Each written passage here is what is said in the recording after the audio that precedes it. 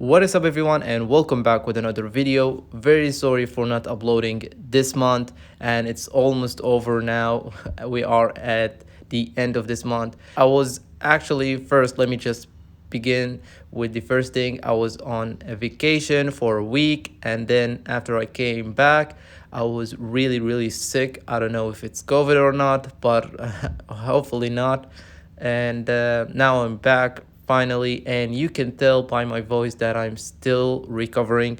So a lot happened this month. Starting first, let's go through all of the things that happened when I was gone, and it's quite a lot. So starting first with Apple patching every single method to sign or install revoked apps. So by what I mean by that is you can no longer install any revoked apps using the older method like clear Safari and website data, or the airplane trick, or the one that discovered recently, which is the proxy FF Apple, and none of them are working. The only working method for now is the clock or DNS clock that I'm gonna do a video on when I get it to work on my device.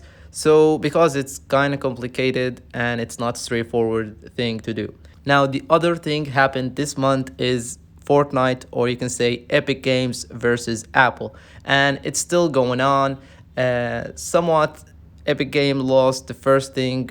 I don't know, I didn't understand the full situation, but Apple terminated the developer account of Epic Games.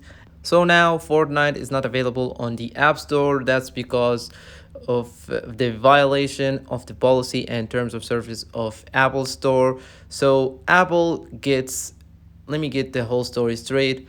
Fortnite added a payment method that uses their store directly instead of the Apple Store, and Apple does not want that to happen. You probably know that by now.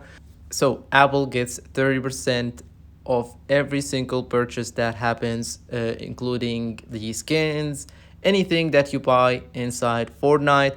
It's supposed to go through Apple on payment, and they get 30% of every single purchase.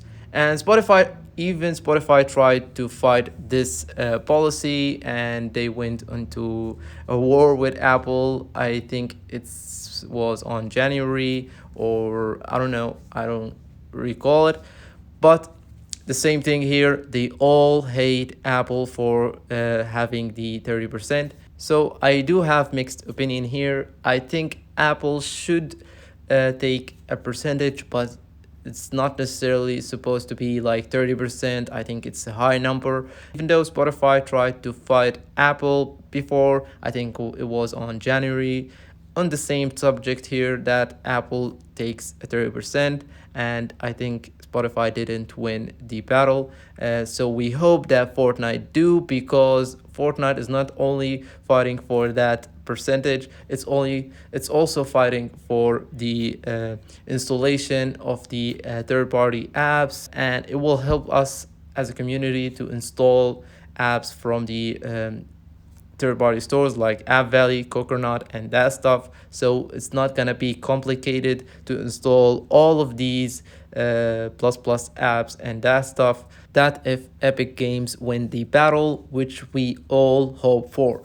And now that's it. Enough with that story. Let's now jump to the DNS Clock thing, which is many of people trying to install all of the plus apps and that stuff like Spotify and other things using the DNS clock, and it's crashing. So I'm gonna fix that, trying to look forward to try DNS clock with different certificates, and if I get my hands on a working one, I will probably do a video on that.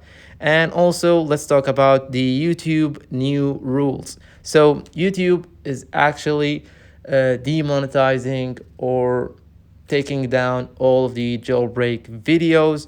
I don't think that they started to do that by now, but they will eventually do it, and we're gonna have to change our content for that. We're gonna do some tricks to make it works so we can get also monetized for our videos that we make. And now let's jump to the next thing that I want to mention, which is the SEP bug. So it's mixed news here, but SEP bugs is something that I want to talk about, really important here. It's an exploit, or you could say a bug, that will allow us to get the phone downgraded to any specific version. I'm talking, I think, lower than a 12, so it's gonna be a 11, maybe a 10, or I don't know. So it will allow us to downgrade any of our phones. I think it's gonna work down to iPhone 6. So you will be able to downgrade, like for example, iPhone 6. You will be able to downgrade it to iOS 9, for example. Okay, iOS 8. So that's really cool.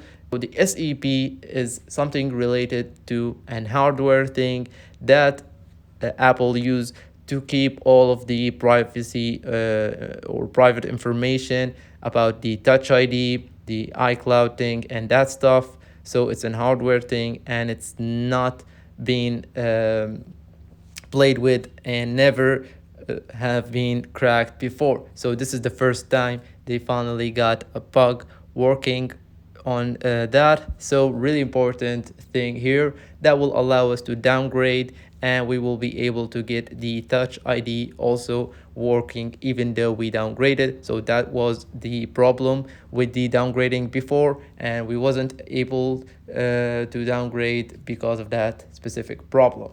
Now to the very last thing that I want to mention here is the iPhone 12 Pro and 12 Pro Max are going to support the 120 Hz refresh rate. So as John Prosser leaked, he leaked some screenshots showing that some developers in Apple are secretly working around getting the 120 Hz working on the iPhone 12 Pro. So the leaks shows that it's working on an iPhone 11 Pro, not an 11 Pro Max, by the screen ratio that is shown in the photo. And if I'm being honest, I don't know if Apple is gonna catch up to the release of the iPhone 12, which is gonna be on some mid to end of October. So this is gonna be, I don't know, hit or miss.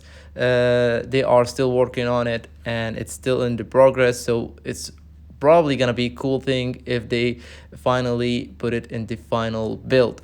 Also, I don't actually know. They were working on the promotion driver, and it didn't work out. So they're gonna, I think, stick with the method that they are already using with the iPad Pro. So they are not using a driver for the 120 Hz refresh rate. They are using some software thing, and I don't know if it's gonna help us get the promotion for the iPhone 12, but we hope so. And that's it. That's all I got for now. I hope you enjoyed these kind of episodes of the news segment that I mentioned here, and hopefully we get back to the daily uploads. So I hope you enjoyed this video. Leave a like or comment so I know that you enjoy this type of content. See you in another one, and peace.